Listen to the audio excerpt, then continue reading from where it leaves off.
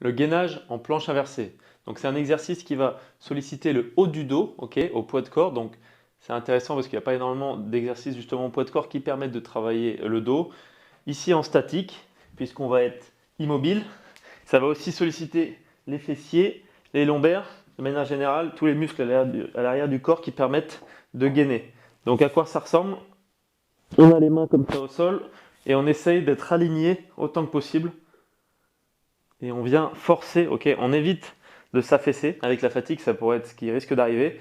Le but justement, c'est de combattre ça en essayant de rester droit et d'essayer d'ouvrir la cage, de gonfler le buste.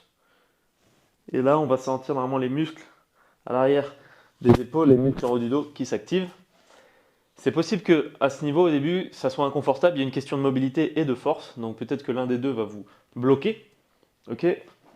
Donc dans ce cas, on peut le faire de manière surélevée, ce qui va diminuer déjà la difficulté, mais aussi demander un peu moins de mobilité. Donc moi je le fais ici sur un banc, ça peut aussi être sur un canapé ou quoi que ce soit qui est surélevé. Et de la même manière, on vient poser les mains et on vient ouvrir comme ça en essayant d'être dans l'alignement. Il faut mieux faire moins longtemps et avoir ce mouvement qui reste propre plutôt que faire des séries à rallonge où on va au final dégrader le mouvement et plus du tout avoir l'intérêt initial. Donc on pense bien à pousser comme ça.